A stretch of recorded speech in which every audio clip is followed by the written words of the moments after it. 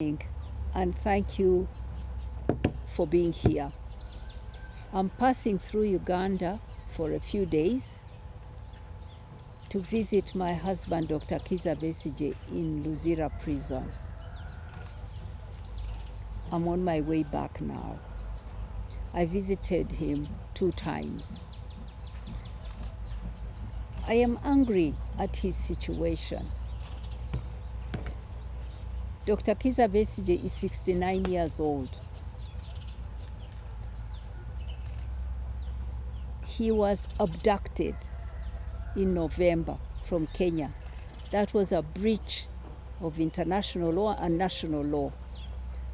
Brought across the border and thrown before the military court.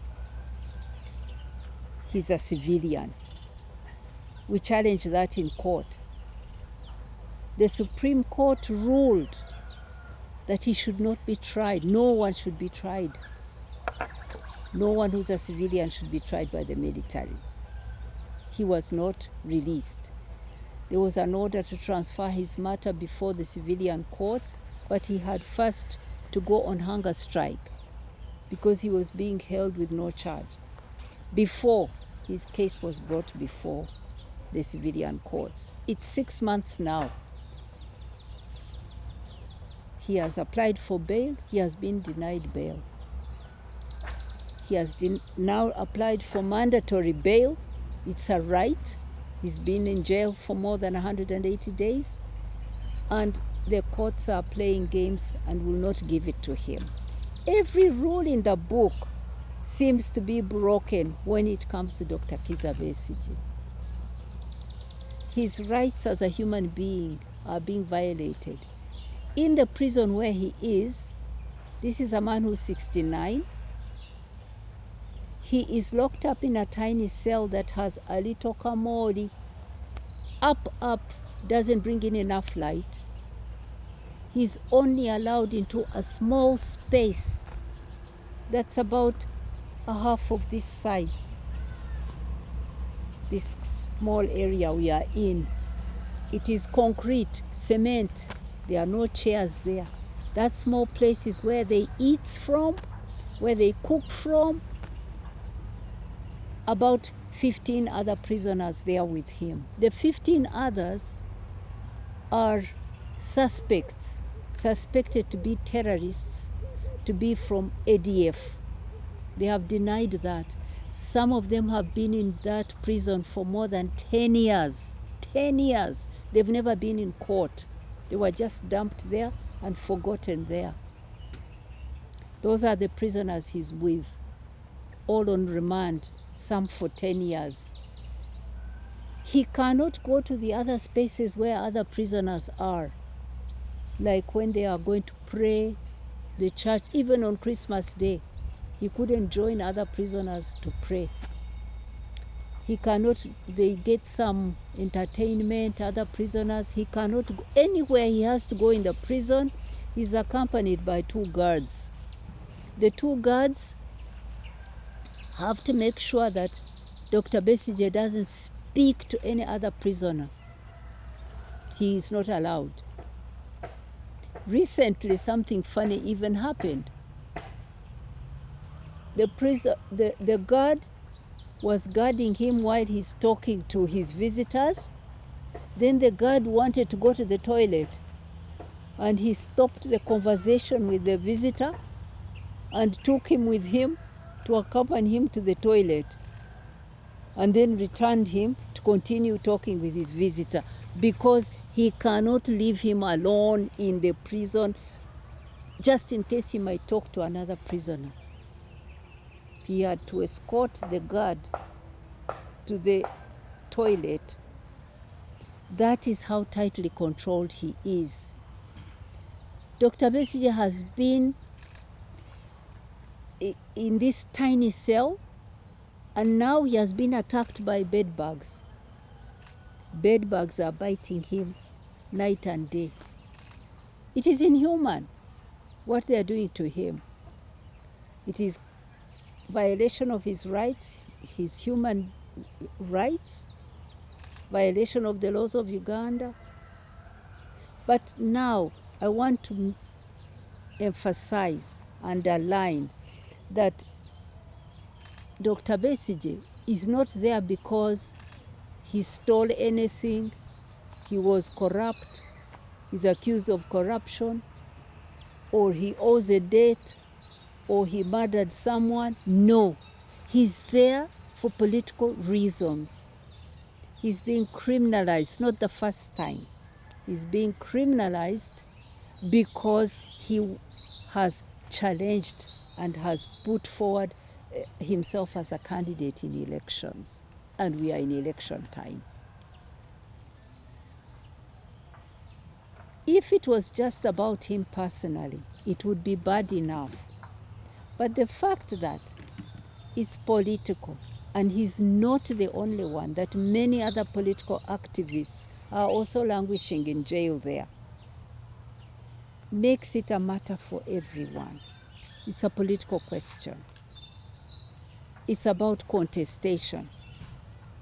It's about whether or not Ugandans are allowed to have different points of view, to choose their leaders, to field whoever they want. That is the issue. That is why Dr. Besigye is there. I am angry because as my family member, he's being persecuted. He's being denied bail. I'm demanding for bail for him. Our lawyers are. We want the matter of his bail to be heard, and heard soon, and he needs to be back home in healthy conditions, in human conditions, as he answers that case that is framed against him. Let me also say that on the political side, without being partisan, I am not talking for the opposition, I'm not talking for the government, I'm just speaking as a Ugandan. We need a predictable, transparent, democratic process to change leadership. We have a leader who is a historic figure. He's been there for 40 years. He did great things. He turned this country around when we were having horrible elections. Our economy was sinking. He challenged that. We followed him. And we turned the country around. We did. Some people want to say, to rewrite the history. They are wrong. We did. We restored many things. We had a process that brought us a new constitution, a consultative process. We empowered people through LCs. We were calling them RCs. We brought women, youth, people with disabilities into political process to participate, to have a voice. The economy was turned around. We arrived here when there was no sugar in the shops, nothing. Brought back Indians, restored manufacturing, and many good things happened. But today, we are back in a political stalemate. And my plea to President Museveni is that he rises again. He's an old man. He can protect his legacy, the good things he did, by securing a transitional process, leading a transitional process that brings us to new leadership peacefully. We don't deserve violent elections again. We don't want to go back to 1980, but that's where we have gone. So my plea to President Museveni is, talk to your opposition, don't criminalize them, talk to them. My plea is, restore us to the rule of law and the democratic path. Ensure a free and fair election. These things are not hard. Now, I want to say that if we do not do this, the real victims of a flawed political process, a violent political process, are our young people. Today, they are the ones who really break my heart.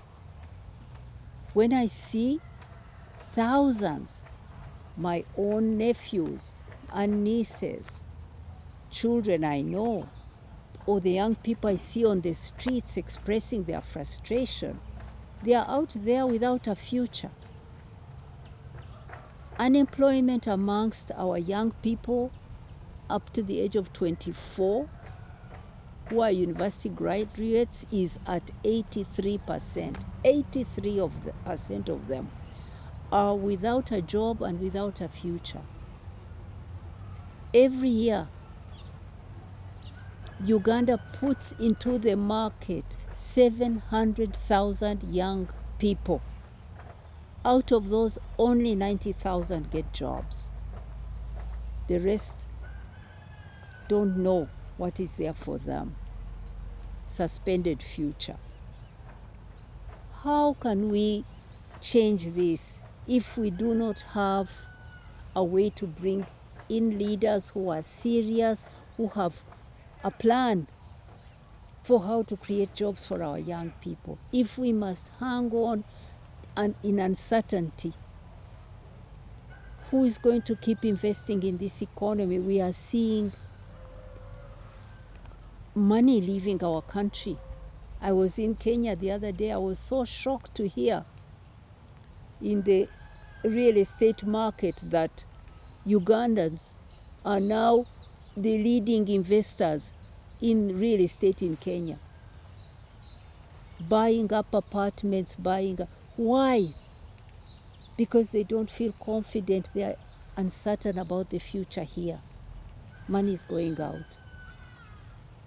Our civil servants, people in the public offices, are stealing more and more. The corruption is going up because also of uncertainty about the future. Investments are not coming in. Civil servants are stealing. I'm not saying the only reason is because of uncertainty, but certainly it drives the desire to divert resources. Corruption is costing us $2.5 billion every year. $2.5 billion. It's estimated that 25% of our national budget is diverted in corruption, taking services away from people, health, education. So we are at a moment where we need to break out of this cycle of bad politics, slower growth, rising unemployment, rising corruption, impunity because all these people are part of a patronage system and cannot be touched. So we have impunity for corruption. So we need to break out of that.